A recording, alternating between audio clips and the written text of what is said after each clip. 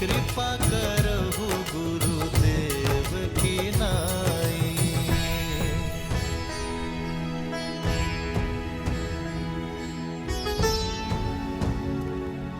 भैया गला सूख रहा है, पग उत्तर दे रहे हैं, जल चाहिए जल, अब चला नहीं जा रहा। मैं अभी प्रबंध करता हूँ। हनुमान जी, हनुमान जी, हनुमान जी, हम जानते हैं कि यदि आप चाहें तो साक्षात गंगा नदी को यहाँ लाने का सामर्थ्य रखते हैं, किंतु पिताश्री ने आपको हमारी सेवा के लिए नहीं, हमें संबल देने के लिए यहाँ भेजा है। ये हमारी यात्रा है और इसमें आए हर समस्या को हम दूर करेंगे, और यदि आप सहायता कर देंगे तो हम कैसे सीखेंगे।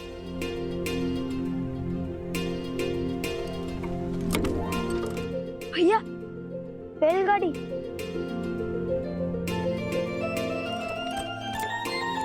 इनके पास जल अवश्य होगा। चलो कुश।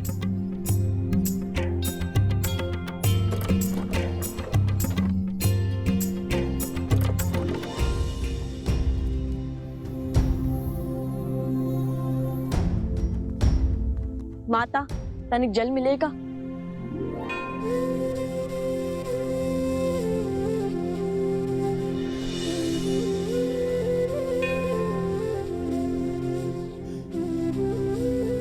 धन्यवाद।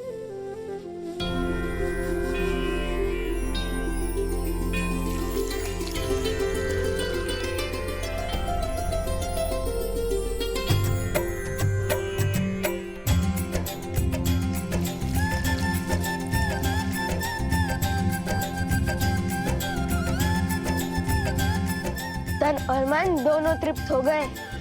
माता, आपने तो मृत्यु के मुख से निकाल दिया। हम आपके ऋणी हैं, बताइए हम आपकी क्या सहायता कर सकते हैं? सहायता मेरे लिए?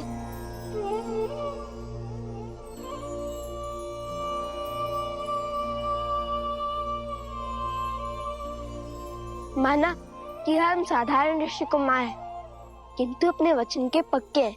जब भी आप पर समस्या आएगी, हमें अपने साथ खड़ा पाएंगी। ये हमारा वचन है आपके, हम अपना वचन अवश्य निभाएंगे।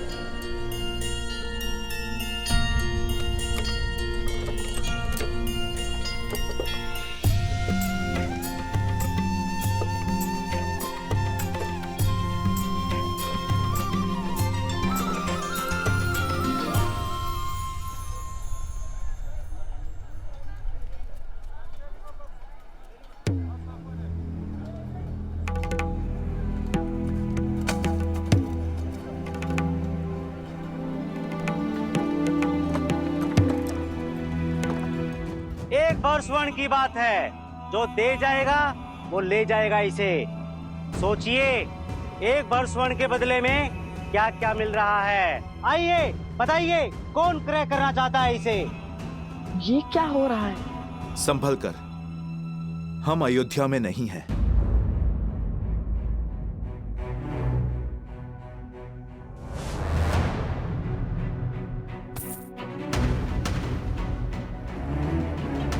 इतनी दुर्बल और छीणकार कुछ कार्य भी कर पाएगी या नहीं? अरे ये सब चाल है इसकी, ताकि इसे कोई क्रय न कर सके और इसे काम ना करना पड़े। देखिए कितनी कृषकाएं है, किंतु है बड़ी बलवान।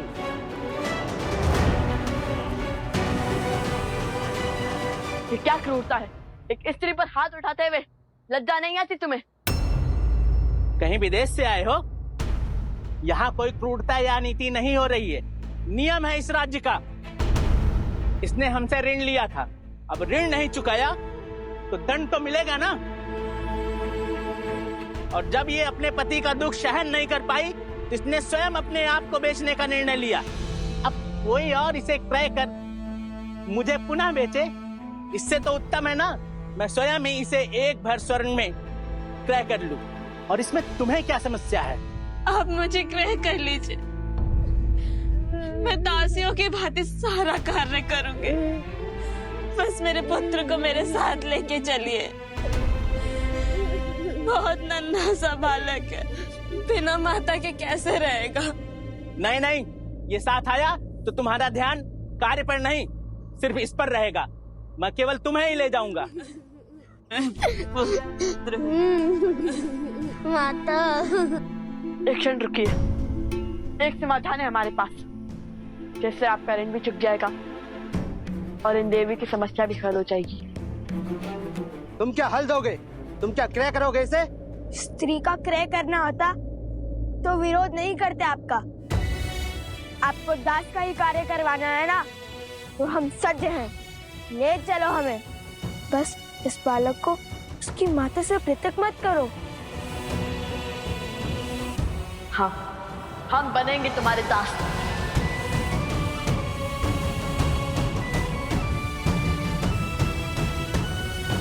हम स्वस्थ बालक हैं, वन में श्रम करने का अभ्यास है हमें, इनसे अधिक कार्य कर पाएंगे। इन्होंने तो हमें जल पिलाया था जब हमें अत्यंत आवश्यकता थी। हमने इन्हें वचन दिया था कि हम इनका ऋण चुकाएंगे, और अब हमें वो अवसर मिला है तो हम उसे जाने नहीं दे सकते। अयोध्या के राजकुमार एक वचन के लिए किसी के दास? ऋषि कुमारों का कार्य है, भिक्षा मांगना है, किसी की दासता स्वीकारना नहीं। कदाचित आप वचन का महत्व नहीं जानते भद्र। आर्यवर्त के सबसे बलशाली और प्रसिद्ध राज्य कौशल के राजा हरिश्चंद्र ने भी अपना वचन निभाने के लिए स्वयं को बेच दिया था।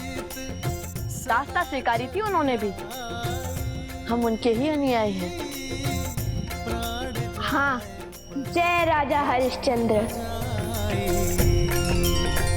राजा हरिश्चंद्र की, राजा हरिश्चंद्र की, राजा हरिश्चंद्र की, राजा हरिश्चंद्र की, राजा हरिश्चंद्र की।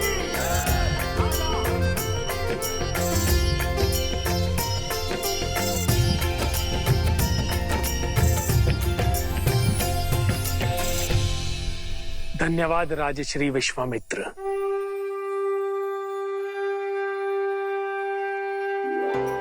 आपने आज राजसूय यज्ञ करवा के अयोध्या पर बहुत बड़ा उपकार किया है। मैं ये ऋण चुकाने में तो असमर्थ हूं, किंतु दक्षिणा में जो आपकी आज्ञा होगी उतना देने का वचन देता हूं। राजा हरिश्चंद्र, इस राजसूय यज्ञ के बदले मैं आपसे आपका सब कुछ मांगता हूं।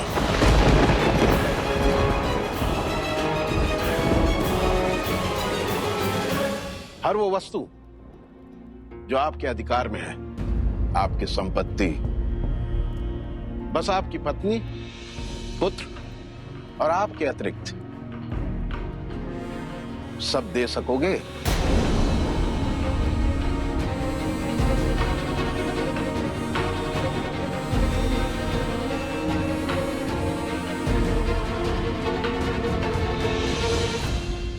सूर्यवंश की संतान अपने वचन से फिर नहीं सकती ऋषिवर। मैं हरिश्चंद्र सूर्य के तेज को साक्षी मानकर अपनी पत्नी शैव्या और पुत्र रोहिताश्व के अतिरिक्त अपनी संपूर्ण संपत्ति, राज्य, अधिकार इसी क्षण आपको सौंपता हूं।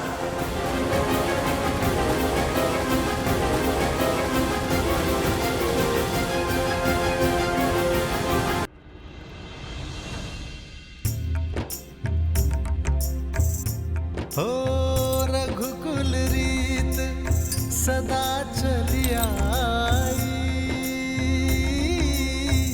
प्राण जाए पर वचन न जाई।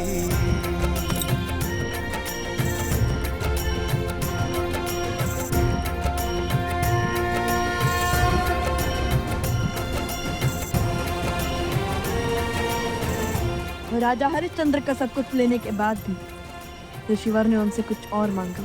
कुछ और भी है जो मुझे चाहिए राजन।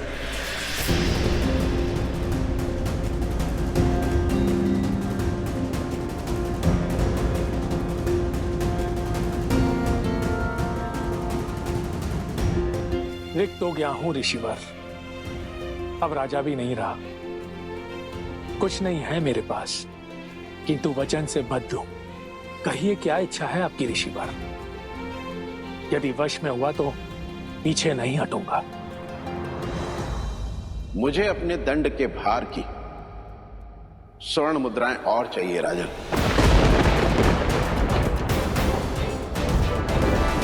इस समय तो मेरे पास कुछ नहीं है ऋषिवर, मुझे 1 माह का समय दीजिए, मैं प्रबंध करने का प्रयास करूंगा।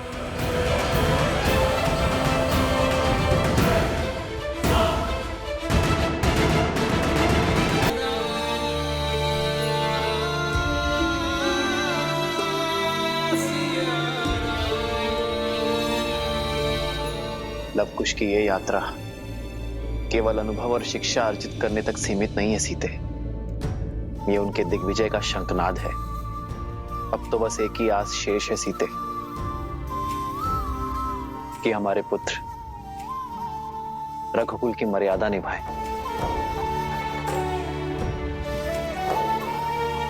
हमारे पूर्वजों की परंपरा का अनुसरण कर पाए,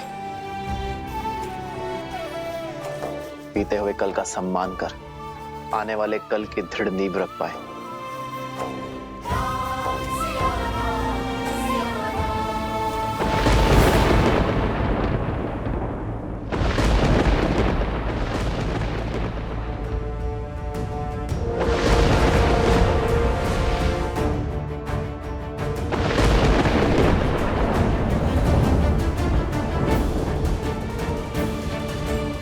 लगता है वियोग का दंश समाप्त होने को है सीते, ये राम शीघ्र ही तुमसे मिलने को है।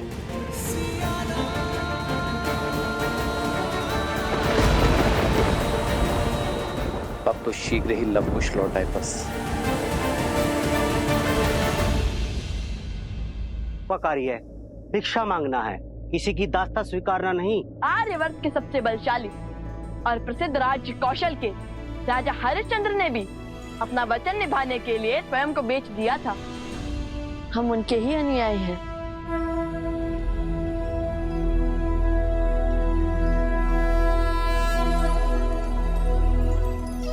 अपना सर्वस्व त्याग कर महाराज हरिश्चंद्र काशी पहुंचे। काशी में जैसे तैसे उन्होंने अपना जीवन यापन किया। उनके पास ना खाने को कुछ था और ना पहनने को, बस साथ थी तो रघुकुल की रीत और परिवार की प्रीत, और साथ में चिंता की समय बीता जा रहा है और महर्षि विश्वामित्र की मांग कैसे पूरी की जाए। प्रणाम ऋषिवर।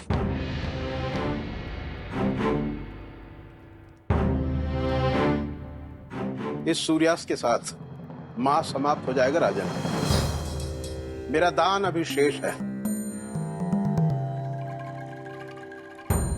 स्वामी, यदि मुझे बेचकर आपका वचन पूर्ण हो सके तो मैं सज्ज हूँ। नहीं, तुम्हारा लालन पालन पति होने के नाते मेरा कर्तव्य है। और पति के संकट में साथ पीड़ा उठाना और पति के वचन को बनाए रखना पत्नी का कर्तव्य है।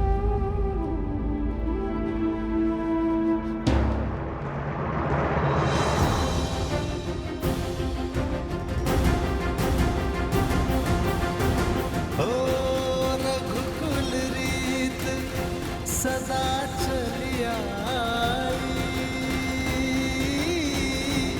प्राण जाए ये लीजिए ऋषिवर। वचन न जाए।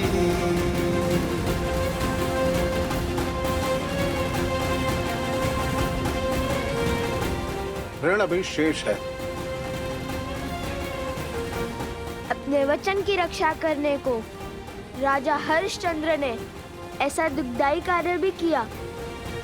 हम तो केवल उनके पच्चे नाव पर चल रहे हैं। प्राण जाए पर वचन ना जाए।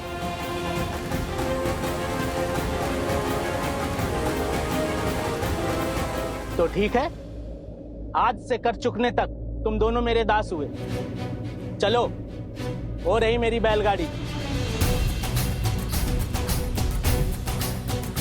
कर स्थापित मर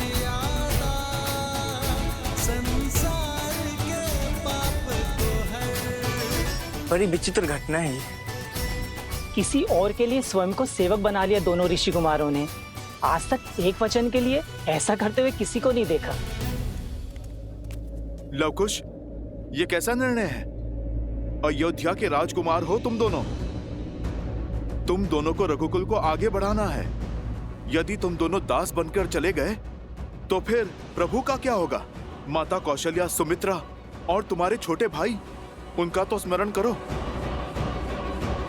रघुकुल रीत सदा चली आई, प्राण जाए पर वचन न जाए।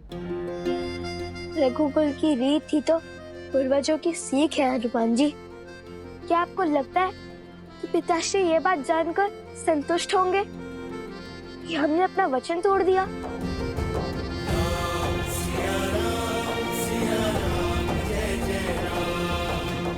और क्या एक माँ और बेटे को अलग होते हुए ऐसे ही देखते रहे?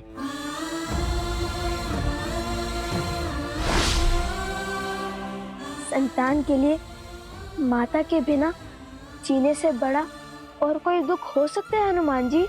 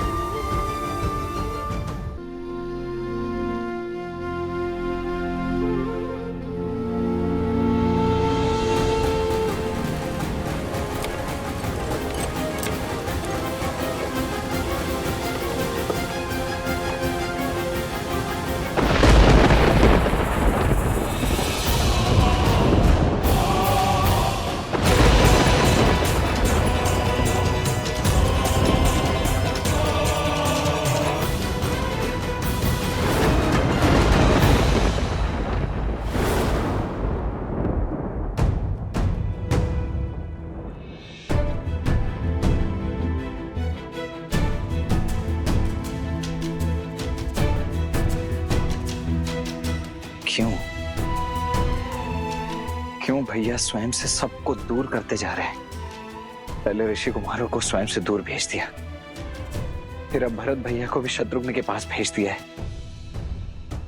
मंशा क्या है भैया की?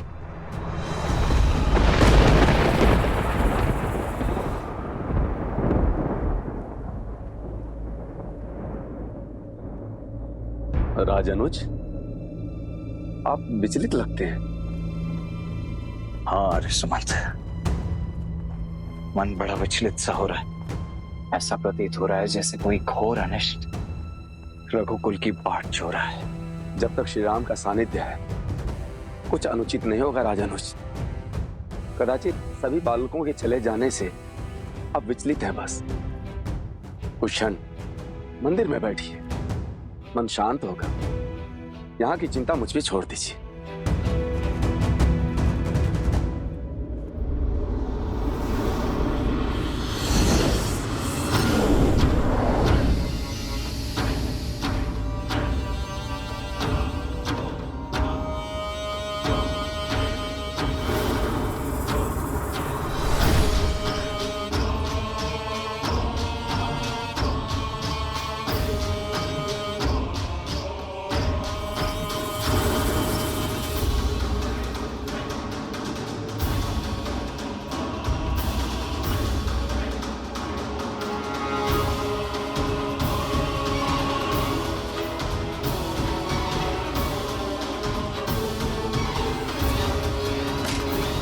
रुकिए, अपने यहाँ आने का प्रयोजन बताइए ऋषिवर।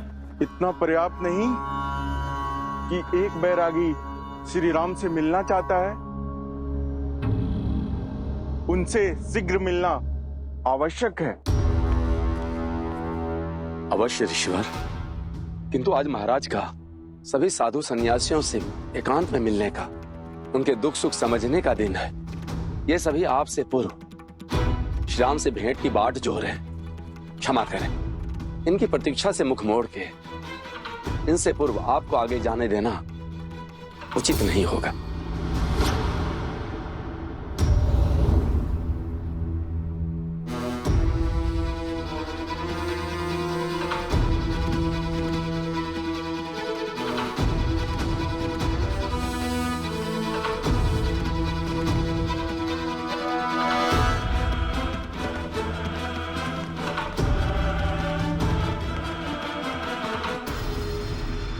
अयोध्या के महाराज हैं श्री राम।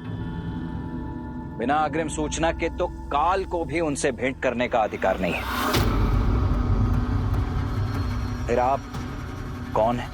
यदि मुझे परिचय की आवश्यकता है तो लीजिए, श्री राम को दे दीजिए। भाभी माँ, ये मुद्रिका देख, वे स्वयं ही मुझे बुला लेंगे। ये मुद्रिका आपके पास आई कहां से? है कौन आप? कृपा करके शीघ्र मेरी श्री राम से भेंट करा दीजिए। आपको सभी प्रश्नों के उत्तर मिल जाएंगे।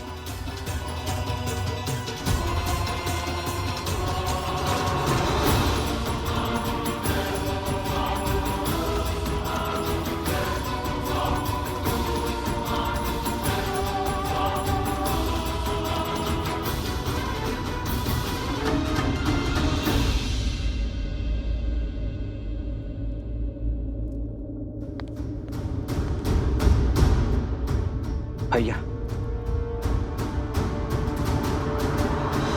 जन्म जन्म का है ये संगम, राम रतन सीता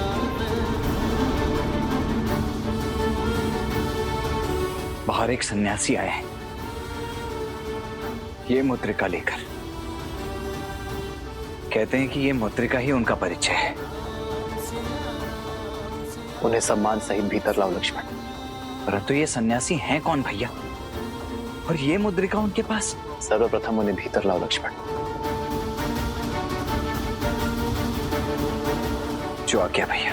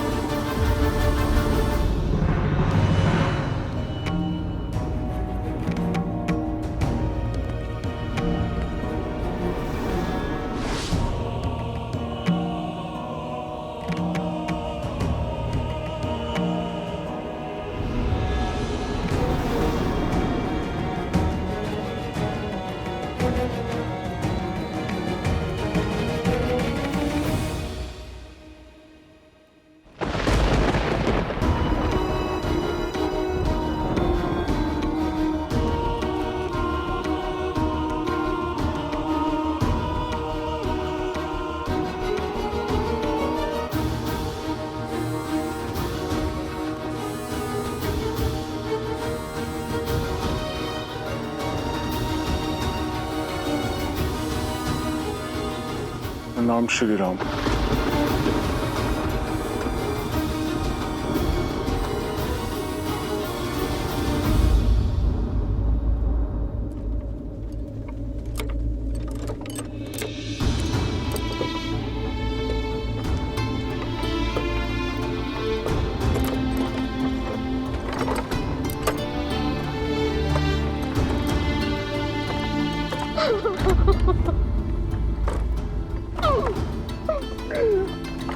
प्रभु रुकिए, रुकिए, रुकिए, प्रभु रुकिए।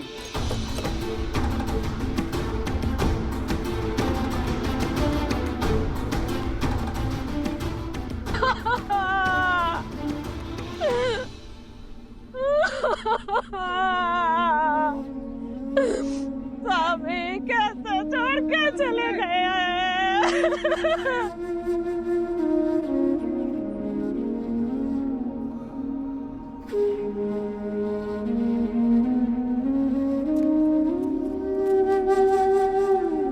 ये माता इतनी पीड़ा में है, विलाप कर रही है, अपने पति को भी खो चुकी है,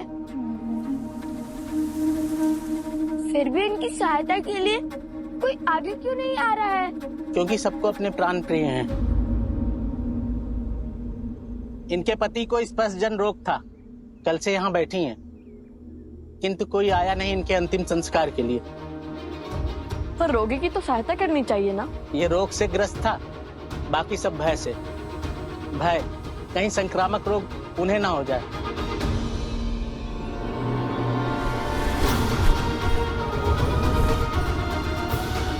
हमें किसी रोग का भय नहीं है, हमें उनकी सहायता करने दीजिए, हमें जाने दीजिए। ये विनती है हमारी, हमें जाने दीजिए। हमें जाने दीजिए। हमारी विनती स्वीकार कीजिए। हमें जाने दीजिए। तुम दोनों तो ऋषि कुमार हो ना, कैसे करोगे इनका अंतिम संस्कार? घोर अधर्म है ये, ऐसा तो पहले किसी ने नहीं किया। बोलो, कैसे धोगे ऐसा पाप? किंतु किसी असहाय की सहायता करना तो सबसे बड़ा पुण्य का कार्य होता है ना, इसमें अधर्म कैसा? मानव तो समाज की डोर से बंधा हुआ होता है, उसे जीवन में और जीवन के पश्चात भी दूसरे मनुष्यों की आवश्यकता होती है। और ऐसा पहले भी हुआ है, जब कौशल राज्य के महाराज राजा हरिश्चंद्र ने भी अपना जीवन एक चंडाल की भांति व्यतीत किया था। अपनी पत्नी और अपने पुत्र को बेचने के बाद भी जब वे महर्षि विश्वामित्र का ऋण न चुका पाए, और तब उन्होंने स्वयं को ऋषिवर को बेच दिया और उन्होंने उन्हें एक चंडाल का दास बना दिया।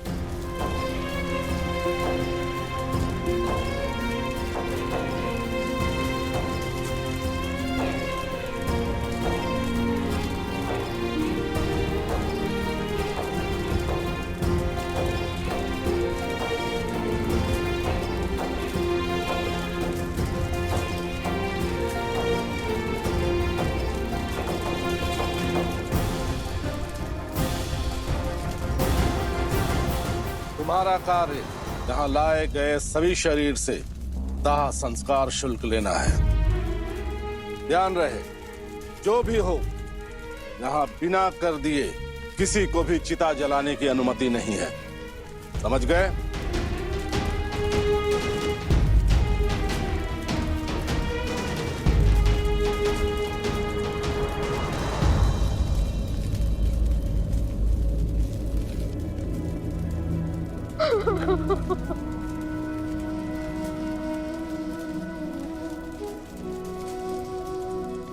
साक्षात माता सीता और प्रभु श्री राम की प्रति छाया है लवकुश। जितने सुंदर स्वयं हैं, उतने ही सुंदर उनके संस्कार।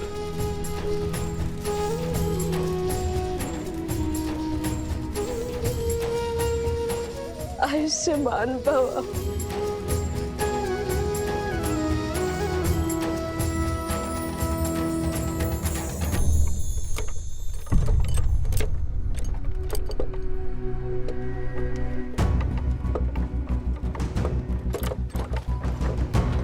इतनी तीव्र धूप, बहुत तप रहा है आज सूरज।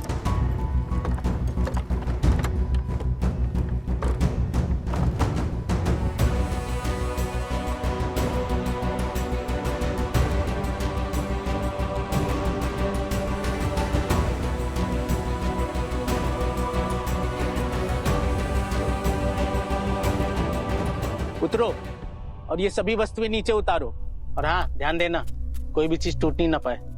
लवकुश का काम तोड़ना नहीं, जोड़ना है।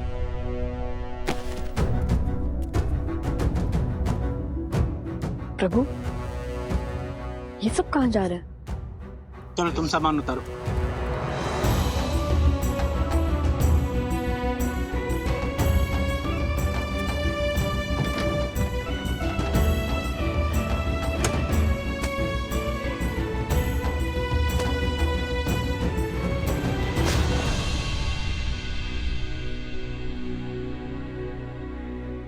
लीजिए, हो गया आपका कार्य पूर्ण। बताइए ना, ये सब लोग क्यों जा रहे हैं? मलेच्छों का भय का दृश्य है ये। सबको अपनी पूर्वजों की भूमि को छोड़कर जाना पड़ रहा है। वर्षों पुरानी कथा है। इस गांव के चहुओर जो घना जंगल देख रहे हो, इन्हीं वनों में मलेच्छों का राज है। वे मलिच्छ जिनकी भूख कभी तृप्त नहीं होती। कहते हैं वो भी पहले यहाँ मुख्य भूमि पर रहा करते थे, लेकिन अपनी असामाजिक गतिविधियों के कारण राजा मनु ने उन्हें देश निकाला का शाप दे दिया। घने वनों के अंधकार में रहने का आदेश दिया, हमारी सीमा से दूर। कहते हैं यदि वो लोगों के बीच एक समुदाय में रहें तो राजा मनु के श्राप के कारण स्वयं भस्म हो जाएंगे, क्योंकि उन्होंने वैदिक धर्म, नियम और रीतियों का उल्लंघन किया, वर्जित मांस और भोजन खाया, अधपका भोजनों को ग्रहण किया, पशुओं के त्वचा से बने हुए वस्त्र पहने और उन्हें त्यागने से मना कर दिया।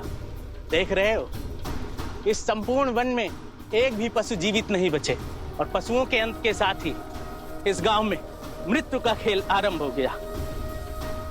रात्रि होते ही ये राक्षस हमारे गांव पर टूट पड़ते हैं। ये दुष्ट हमारे पशुओं को मारकर खाने लगे। छोटे छोटे बालक बालिकाओं को भी नहीं छोड़ते और हम साधारण मानवों के लिए उनसे लड़ना असंभव हो गया था।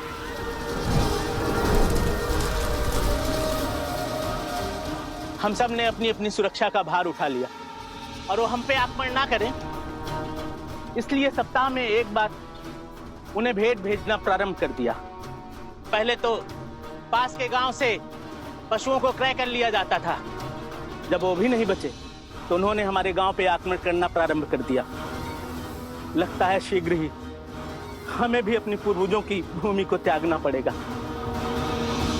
श्री राम, मैं चाहता हूं कि हमारी ये भेंट संसार के लिए गोपनीय रहे। इसे तीनों लोक में कोई ना सुन पाए।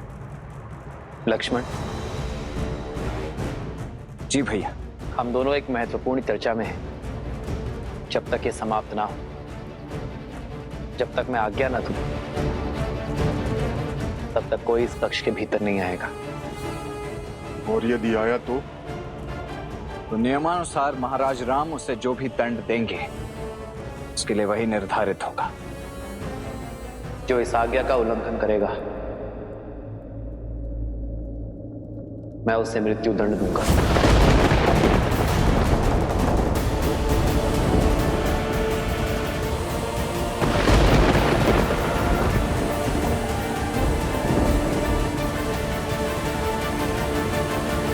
तब तक कोई इस कक्ष के भीतर नहीं आएगा। और यदि आया तो नियमानुसार महाराज राम उसे जो भी दंड देंगे उसके लिए वही निर्धारित होगा। जो इस आज्ञा का उल्लंघन करेगा, मैं उसे मृत्यु दंड दूंगा।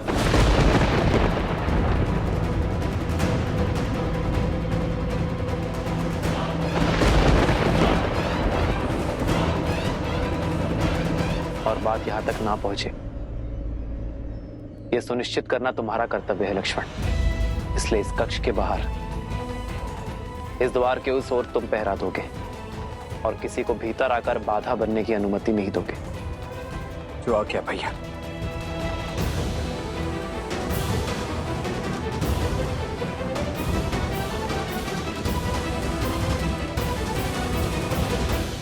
आपके यहां आने का अर्थ समझता हूं मैं, और यह भी जानता हूं कि काल का चक्र बड़ी तीव्रता से आगे बढ़ रहा है।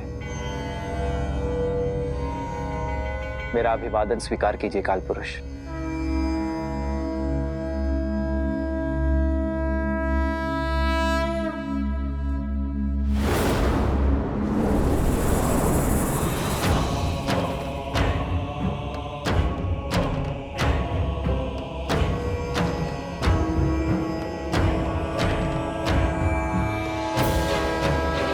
अयोध्या का हर कोना देख लिया, धर्म का हर रंग भांप लिया, किंतु आपके परम भक्त, परम सेवक श्री हनुमान के दर्शन नहीं कर पाया। कहाँ है राम भक्त हनुमान?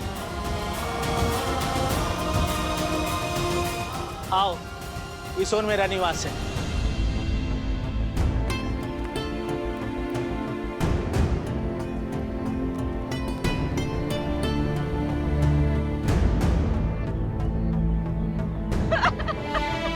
सुचिता, सुचिता, सुचिता, क्या हुआ सुचिता? पुत्र, कहाँ है मेरा पुत्र? कहाँ है हमारा पुत्र सुचिता? कुछ बोलती क्यों नहीं? कहाँ है हमारा पुत्र?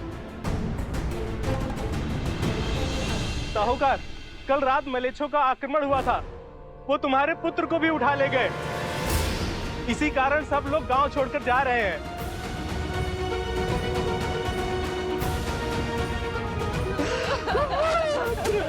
प्रभु,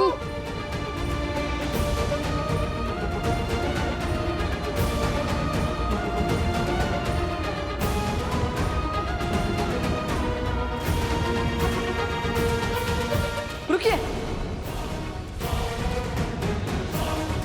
रुकिए, रुकिए, आप सुनिए।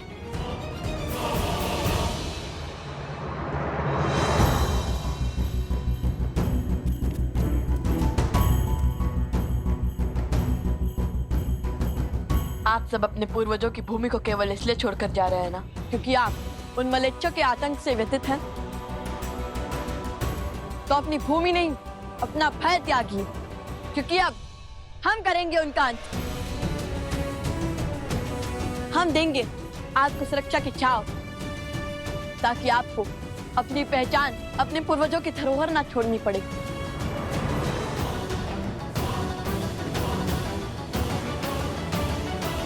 क्या तुम तो एक साधारण ऋषि कुमार हो?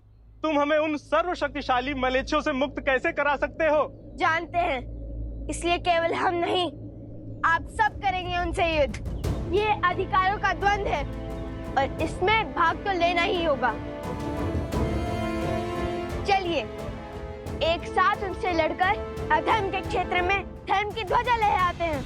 हम सब तुम्हारी बातों में आकर अपनी प्राण दांव पर लगा दें, चल दे तुम्हारे पीछे उन बलशाली मलीछों से लड़ने के लिए।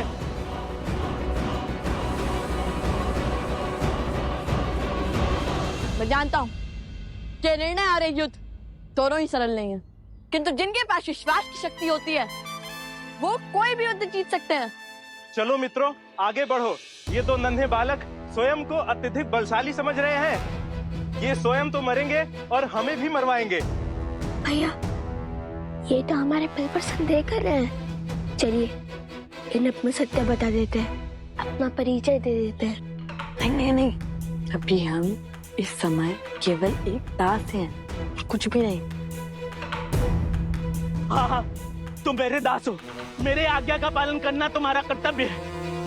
जाओ जाओ, मेरे पुत्र को शीघ्र लेके आओ। यदि तुम दोनों ने ये कार्य संपूर्ण किया तो मैं तुम्हारा ऋण क्षमा कर दूंगा और अपनी दासता से तुम्हें मुक्त कर दूंगा।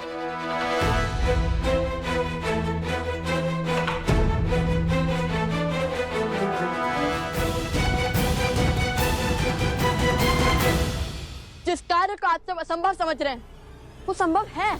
हमें एकजुट होकर हमारी एकता की शक्ति को जागृत करना होगा और अधर्मी और अवैधिक शक्ति को मिटाना होगा। मैं जानता हूँ कि आपका मन भय से ग्रसित है, किंतु यदि आज आपने अपने अधिकारों के लिए ध्वनि नहीं उठाई तो पूरा जीवन आपको सिर झुकाकर जीना होगा। अपने घर, अपनी भूमि, अपने पूर्वजों की धरोहर से भिन्न रहकर जीना होगा। अब जब आपने हमें अपने पुत्र को बचाने के बाद मुक्त करने का वचन दे ही दिया है, जान लीजिए कि हम कौन हैं। कदाचित तब आप हमारा साथ देने के लिए सज्ज हो जाए, भय के स्थान पर विश्वास जगा पाए।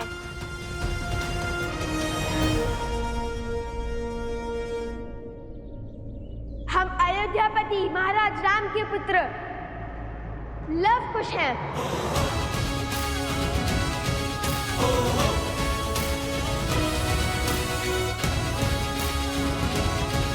बताइए, अब तो चलेंगे ना आप हमारे साथ? क्या आप भी कोई संदेश शेष है?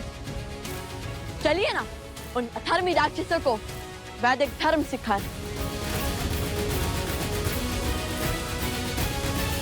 आज्ञा दे स्वामी। तुम कहो और हम मान ले।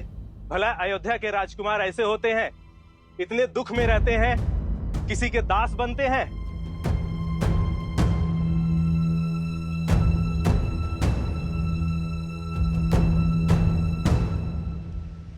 ये क्या महादेव, काल पुरुष का अयोध्या में पग रखने का और श्री राम से मिलने का क्या अर्थ है?